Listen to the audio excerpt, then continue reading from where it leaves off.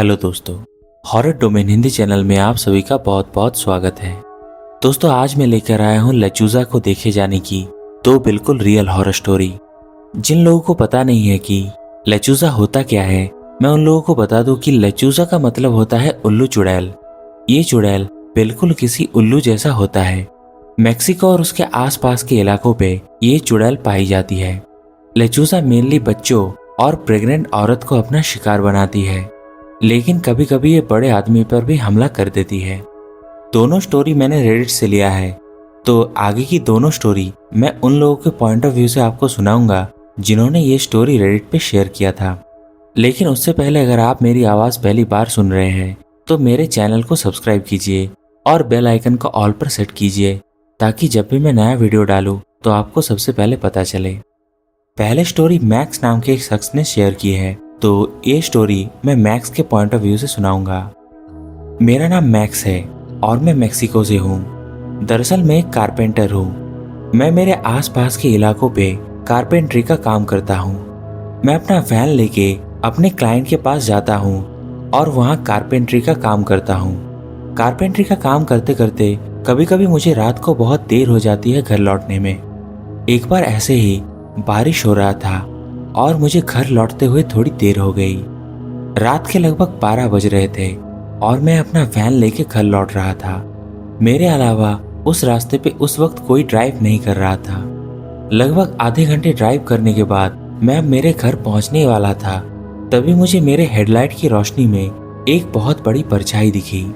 वो परछाई देख के मैं समझ गया था कि कोई तो है जो मेरे कार के ऊपर मंडरा रहा है। यही देखने के लिए मैंने मेरा ओवरव्यू चेक किया। जैसे ही दोस्तों मेरी नज़र मेरे ओवरव्यू पे गई तो मैंने देखा कि एक बहुत ही बड़ा उल्लू मेरे कार का पीछा कर रहा है। वो उल्लू बहुत ही बड़ा और खतरनाक था। उसके बहुत बड़े बड़े पंख थे और वो उल्लू मेरी कार की ठीक ऊपर उड़ रही थी। लेकिन दोस्तों, हैरान कर देने वाली बात यह है कि वो जो भयानक जीव मेरे कार के साथ उड़ रहा था, उसका पूरा शरीर बिल्कुल किसी बड़े उल्लू जैसा बेशक था, लेकिन उसका सर किसी बूढ़ी औरत जैसा था। होठों की जगह एक बहुत ही नुकीला और भयानक चोंच था।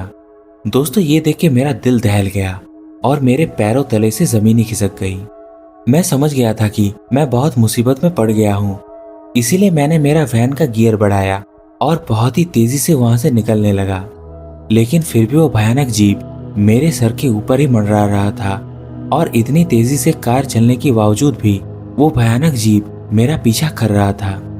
दोस्तों, मेक्सिको में मैंने मेरी दादी से ला लेचूजा ब्रूजा यानी उल्लू चुड़ैल के बारे में बहुत सारी कहानियां सुनी थी और मुझे पता था कि अगर मुझे इस शैतान से बचना है तो मुझे कुछ ना कुछ करना पड़ेगा। मेरी दादी ने मुझे बचपन में बोला था कि अगर तुम लाइफ में कभी ला लेचूजा ब्रूजा यानी उल्लू चुड़ैल का सामना करते हो तो मैंने जो तुम्हें लहसुन का पोटला दिया है वो अपने पास रखना।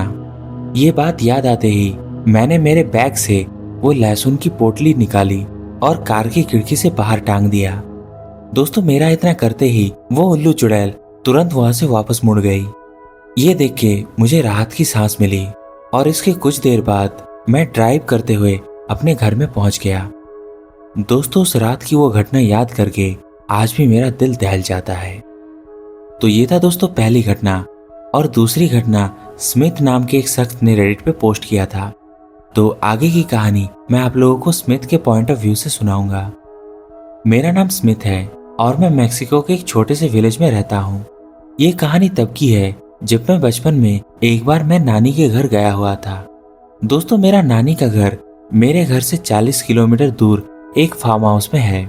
वहाँ मेरे नाना नानी रहते थे और जब भी कभी मेरे स्कूल में छुट्टी होती थी मैं मेरे नाना नानी के घर चला जाता था।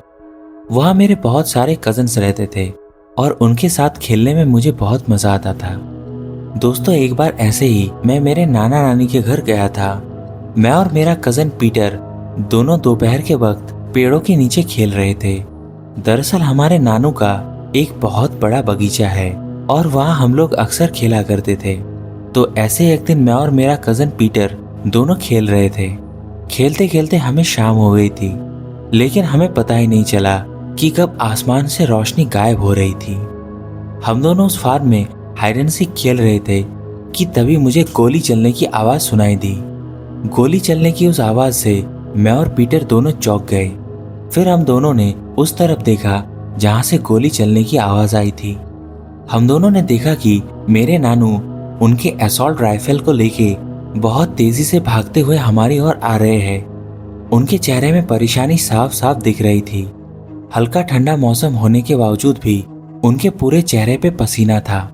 ये देख के हम दोनों को समझ ही नहीं आया था कि नानू किस बात से इतना घबराए हुए हैं। फिर हम लोग पेड़ों के पीछे से खुले मैदान में आ गए और नानू का आवाज देते हुए कहा कि क्या हुआ है नानू।